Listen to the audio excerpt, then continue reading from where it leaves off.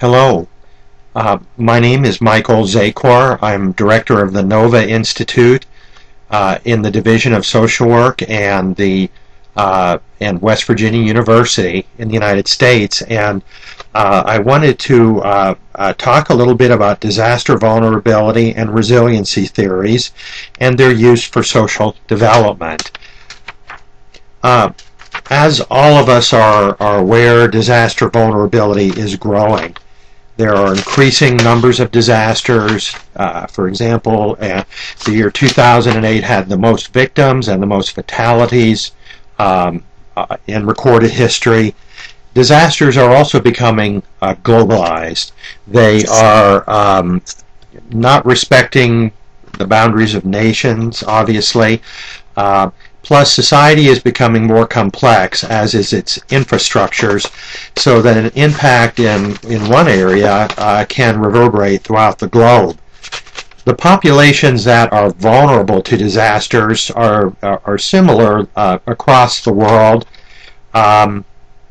One group is low-income populations, another those living in less developed communities. And also included are children and older individuals and seriously physically and mentally ill people as well are very vulnerable to disaster.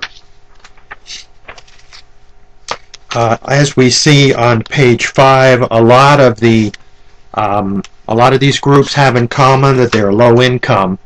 Poverty is not disaster vulnerability. However, it is an important cause of vulnerability in disasters. As slide 6 shows, social work is uniquely qualified to reduce the vulnerability of people to disasters and to foster their resilience. The historical mission of social work is to serve vulnerable populations. Social work has been an advocate for the poor and for marginalized populations. Social workers are change agents at systems of all kinds, sizes, and levels, in much the same way that disaster has its impacts on systems at different levels of abstraction in a society. And as slide 7 shows, a very important aspect of social work is promoting social justice and particularly fighting distributive injustice, whereby some people have few resources for daily living, for their well-being, and for recovering during a disaster. I'd like to define vulnerability as it is used in vulnerability theory. In slide 8, you'll see that vulnerability really has to do with socioeconomic and political economic forces in a society that channel and distribute disaster risk and susceptibility, oftentimes in a very uneven way. This definition fits in the overall framework of vulnerability theory as seen on slide 9. The right side of this diagram is the one most relevant to social work. It shows social organizational aspects of vulnerability, susceptibility of communities, as well as resilience of communities.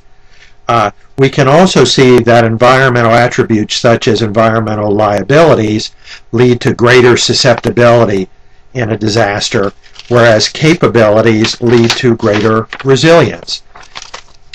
Environmental liabilities are very similar to risk factors, whereas capabilities are similar to protective factors. Slide 10 suggests that it's almost impossible to prevent physical hazards or even technological accidents. They will continue to occur. And so to reduce losses in a disaster, one must look at fostering resilience, which is the ability of people to bounce back after a very adverse event, as well as reducing vulnerability to disaster. As shown in slide 11, there are societal causes, deep-seated societal causes of vulnerability, and in order to reduce vulnerability, one needs to be able to identify what those factors are.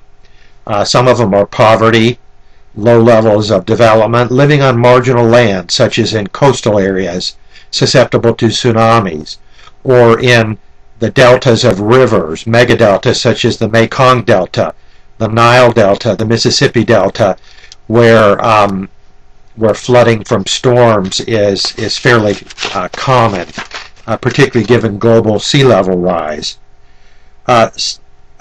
Slide 12 talks a little bit or shows a little bit more about these specific causes: social exclusion and marginality, lack of provision of resources for basic needs.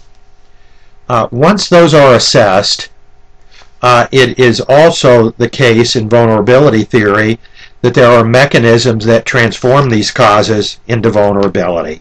Some of these mechanisms listed on slide 13 are population growth, rapid urbanization, environmental degradation, and environmental change. On slide 13, we do see that disaster vulnerability and everyday vulnerability are closely related. And on slide 15, we see that vulnerability is when a population, such as an at-risk population served by social work, is unable to control adverse forces in their social and physical environments.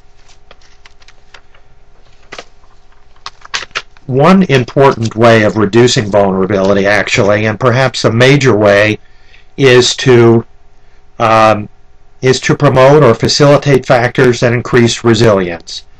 On slide 16, a number of these are listed: further social development, adequate coordination of disaster management efforts and organizations, political stability, a robust economy, as well as increases in the social capital of communities, populations, and societies.